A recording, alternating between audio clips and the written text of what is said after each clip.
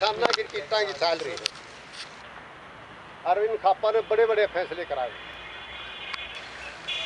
सरसा के तड़बाकला गांव में 1934 में पहला मर्डर हुआ था और नवंबर 97 में जाके समझौता 55 कत्ल हुए थे। ऐतिहासिक फैसला ये हालांकि ये भी खास बात मैं यहाँ जिक्र करूँगा, ये वो बागड़िया क्षेत्र है जहाँ पर खापों का देशवालियों की तरह से प्रचलन है पंचायतों का। इसी तरह थाना कला गांव जो खरखोद के पास है दरिया में पड़ता है, 17 मर्डर हुए थे। खाप पंचायतों ने फैसला करा। अपने पड़ोसी इसी जिले के गुसाईखेड़ा गांव में 7 मर्डर हुए थे। तो लहरी सिंह जो है वो MP चुनाव लड़ रहे थे 62 में, मांगने आए, उन्होंने हालात देखा तो उन्होंने कहा एक्सटेंडेड पंचायत शामिल हुई थी। वो पूरा 7 मर्डर हुआ। आज तक भाईचारा में सुख शांति नहीं रहते। तो इन्होंने कहा भाई तुमने इतने बड़े बड़े फैसले करा दिए, हम अनबोल धन है। एक वो लाना जिधर वो स्मृति चिन्ह लाना तो वो रखे। तो जो 15-20 किसानों का प्रार्थना पत्र है वो मैं सभी प्रधानों को संपत्ति दूंगा। और साथ में ये आए, ये कीट है, बेजुबान है, इसका नाम हथजोड़ा है। दुनिया साहब ये कीट है, कीड़ा है ये कीट। हथजोड़ा, हाथ जोड़े पंचायत आके खड़े है। अगर मैं अनबोल बनूँ, हमारी 40 साल से मारन ला रहा किसान, हमारा समझौता कर हमारा कहीं फोट काट दी। ये दरखास्त अपने पास आई है। और दूसरा उदाहरण में ये दूंगा, रख दो जी। बुधवार को पिछले यहाँ जब हुई तो मेरी ड्यूटी स्थानीय जिंदगा होने के नाते उन्होंने ये कहा भाई इसमें तो सारे आ जाओगे प्रधान 5-5 कर करके। ये भी इतनी बार तो आया गुंजा वो आप महिला पाठशाला उसके अंदर आपने जाना पड़ेगा। वहाँ की भी रिपोर्ट इसी तरह सर्वे होता है, सर्वेक्षण होता है, बोले मैं पिछले मंगलवार वहाँ गया तो एक किसान के हाथ पे बैठा। जब मैं डॉक्टर दलाल वहाँ पहुँचे, ये हथजोड़ा इसी तरह पता नहीं फिर कुकर पता लग गया। मैं छोटे है 12 प्रधान हो रही हूँ भाई, हमारा फैसला करने जा रहे हैं। तो वो न्यूज धरे आया वो किसान के जी देखो आपका स्वागत कर रहे हैं, पता लग गया। यानी अनमोल धन जरूर है, लेकिन इनके अंदर भी चेतना तो है ना, पहचानते हैं हर एक दूसरे को। और दूसरी ये है सर्वाइवल इज द फिटेस्ट। प्रकृति नियम है, हर आदमी अपने वंश को चलाना चाहता है और उसके हम आगे रखें। उसी के लिए जो कीट श्रृंखला है, हमने ये देखना भाई हमारा ये खेत में बाड़ी में या किसी भी फसल में नुकसान करें कि नहीं करें। 40 साल से ये डॉक्टर दलाल ने ठीक ही बताया कि पहचान कराई नहीं, जानकारी नहीं, फायदा करे नुकसान करे है। और हमारा हाथ में वह टंकी तो बात कर लगवा दी और जहर दिया उसमें तो और स्प्रे करने ला रहे 40 साल से। को देखने के लिए जब हमने ये मुद्दा उठा 4 साल से ये किसान है, इसके निराना गांव के किसान जो है ना प्रयासरत हैं। और अकेले किसानी महिला किसान भी इनसे कंधे से कंधा मिला के इस अभियान को आगे बढ़ा रही है। करनाल से कीट वैज्ञानिक आई थी, वो मैडम क्या नाम था उसका, सरोज जयपाल। उसने खुद अपना भाषण देते हुए निराना गाँव के अंदर ये कहा था, जो राष्ट्र प्रांत स्तर की यहाँ पर जो आयोजन था कृषि खेत पाठशाला का, कि जितनी अनपढ़ या अर्धशिक्षित किसान और किसान महिलाएं कीटों में पहचानती है, मैं खुद कीट वैज्ञानिक हूँ, मैं इन पहचान। और पुनिया साहब ये और कमाल की बात, एक 5 साल का बच्चा वही मेरे ख्याल में 15-20 तो पहचानता होगा। 65 6-7 साल का बच्चा 60-65 कीटों को पहचानता। और कीट वैज्ञानिक जिनने PhD की हुई है वो नहीं पहचानते, बस फोटो फाटो जिसे देख रखे होंगे तो इनके इस उत्कृष्ट कार्य को देख के ही जाट धर्मार सभा जींद ने इस समूह को कीट सागरता केंद्र को पुरस्कृत किया था 51,000 रुपये का।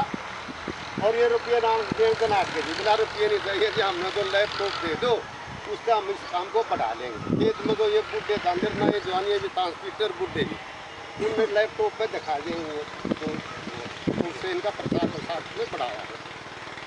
तो ये जो बातें हैं, जो आज हमारा अभियान है, पहली बार 25-26 साल से मैं इस समाज सेवा में चौकीदारी कर रहा हूँ। पहली बार पिछले दिनों आपने टीवी खोलो तो उड़ा ऑनर किलो और अखबार के मुख्य पृष्ठ के ऊपर पाओ जी पापा ने तालिबानी है इतने वो मरवाजे ये पढ़ने मिले।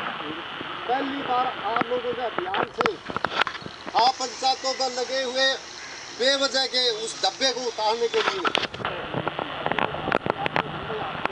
आज वो अखबार जो टीवियों के हैं उन्होंने अपने संपादकीय में मुख्य पृष्ठों में लिखने के लिए मजबूर है कि खाप पंचायतें ऑनर किलिंग की तो बात दूरी वो कीटों को मारने से भी किसानों को रोक रहे हैं। कैसे तालिबानी हो सकते हैं? आप लोगों ने ये बहुत अच्छा कार्य किया। यार खाप पंचायतों के सामने एक चुनौती है। चुनौती इसलिए है खाप पंचायतों का इतिहास जो मैंने पढ़ा है, एक बार ऐसी चुनौती आई थी, मैं उदाहरण के तौर पर बताता हूँ, मीडिया वाले भाई भी हों।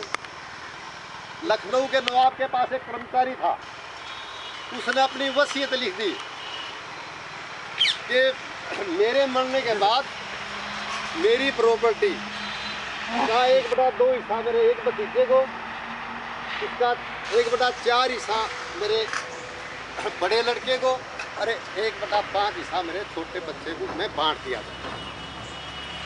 वसीयत लिखने के साल 6 महीने बाद उसकी मृत्यु होगी। उसकी वसीयत निकाल के पढ़ी गई, दरबार बला, उस वसीयत के अनुसार वो बंटवारा है, उसके पास 19 ऊँट थे। बोले भाई तो बंटवारा हो सकता। फिर उनने दिल्ली दरबार से भी कुछ बड़े बड़े जो मंत्री थे वो बुला लिए। वो बोले ये इसका बंटवारा नहीं होता, ये तो वसीयत ही कर जैसा बंटवारा कोई भी नहीं होता। मैं बोला भाई फिर के करा, बोला एक में आधा काट के और के करेंगे। तो एक डूम जो था वो अपने देश में दिन दिन बागों घूमते थे। उसने जब ये बात सुनी तो उसने खड़ा कहा जी मेरी एक बात सुन लो। बोला ऐसे अरे फैसले तो हरियाणा की खाप पंचायतें करा रहे, तो बोला ना वो हमारा। बोला जी मैंने उन पंचायतों की प्रोसीडिंग देख के कार्रवाई देखी है और अड़े फैसले करें। तो नवाब बोला भाई ठीक है, यूँ कह रहा है, इसमें पूछ लो क्या फर्क पड़ा है। वहाँ से उन्होंने एक पत्र लिख के भेजा। इसका हेडक्वार्टर सोरम में है, मुजफ्फरनगर जिले में, उत्तर प्रदेश। वहाँ पर हुआ, वहाँ दुनिया साहब करके 5-4 बूढ़े बैठे थे। राम राम जी राम राम। बोला जी मैं तो लखनऊ के नवाब में भेजा हूँ, ये यहाँ बताया हेडक्वार्टर में। बोला हाँ मैं उड़े वो दफ्तर था। दुनिया साहब जैसे बुद्धिजीवी वरिष्ठ नागरिक बैठे थे। बोला जी ये चिट्ठी। बोला भाई ठीक है निकाल दो, हम परसों आ जाएंगे। भेज दिया, टाइम दे दिया। वो उसने अपने और बुद्धिजीवी दूसरे पंचायत इकट्ठे करे, सलाम करा। उनको ये नहीं पता था भाई क्या है मामला क्या है। वो 2 जने छाट के भेज दिया गए। दुनिया अपना ले गए कौन के लखनऊ, तो उनको पता था इसका नाम वो दरबार लगा हुआ था। वहाँ जाके सलाम करी, बड़ी इज्जत करी, शुरुआत में होगी और उनके सामने घुसा। बोला जी दोनों पैसे बोला। बोला भाई मसला ये नहीं। बोला कड़ा है वो 19 लाओ मंगा दिया, वहाँ खड़े कर दिए। एक पे होटल जाती से और उड़ा दिया। बोला इसका 1/2 हिस्सा 10, इसका भतीजे ने दे दो। इसका 1/4 हिस्सा 5 इसका बड़े लड़के को दे दो। इसका 1/5 हिस्सा 4 छोटे लड़के को दो। 10 5 15 4 19 ये लोर मैं अपना लेके चल लिया। एक राय मेरा फैसला नहीं होता। इतनी मतलब कुशल बुद्धि थी उनमें। उसी तरह की चुनौती आज ही आएगी। एक पक्ष तो अनमोल है, 45-46 डिग्री सेल्सियस पर हमारे 70-80 साल के प्रधानों को खेत के अंदर पौधों के पास बैठे कीटों को पहचानना पड़ रहा है। एक तरफ बोलने वाला किसान है। तो हमने ये निर्णय लिया, महाभारत की लड़ाई का फैसला 18 दिन में हुआ था। उसी को हार मान के हमने कहा 18 हफ्ते 5-5 10 खाप प्रतिनिधि यहाँ इस खेत पाठशाला में आएंगे और इन पौधों की भाषा को, इन कीटों की भाषा को, किसान की भाषा को समझेंगे। इसकी जो पेचीदगियाँ हैं, इसकी जो बारीकियाँ हैं उनको समझ कर, ताकि हमारे से समाधान निकालने में, निर्णय लेने में कोई गलती ना हो। नहीं शौक हो नहीं हमने भी, हम भी उड़ा बैठे जिस तरह ये सेशन से अरे हाईकोर्ट ये तो सुना देने इसी कमरा में न्यू फैसले हम तो सुना लिया। हमने आज फिर सुनाया नहीं खाप पंचा तो ऐसा है भाई 12 बेटा नहीं उड़े पर इसमें बैठा और बंदर बड़े थोड़े हो जाए इस पर खड़े हुए बैठे ने, ना बिजली आंधी ना हवा लगी। हमने तो ये कष्टियाँ काटी है खाप पर पंचायतियों ने, प्रतिनिधियों ने, उनने तो, लेकिन वो पूरा प्रयास करते हैं कि कोई उनसे गलत फैसला ना हो, इसलिए ये निर्णय लिया मैं 18 सप्ताह तक यहाँ पर आऊँ। और इसी सिलसिले में हम भी देखा जानकारी पौधे पास भी जाके यहाँ आंकड़े भी देखा जो अभी उसका चीज वही खाता है, डॉक्टर सुरेंद्र ने दिखाया है। आज ऐसा कोई अखबार नहीं है जिसके मुख प्रवेश पर आपकी इस गतिविधियों का की खबर ना सकती है। खबर छपी तो है, हम देखता कि जी हमारे 50 तो किसान आ रहे थे, आप जो आप प्रतिनिधि आ रहे थे हमने देखा, वो खबर तो एक अलग बात। संपादकीय जो है उसके अंदर सकारात्मक पहल के नाम से कल के दैनिक जागरण के अंदर संपादकीय लिखा जिसने खापों की प्रशंसा की। Hindustan times, times of India, Tribune जैसे अखबारों में निडाला खेत पाठशाला का जिक्र है, खापों का जिक्र है। खापों ने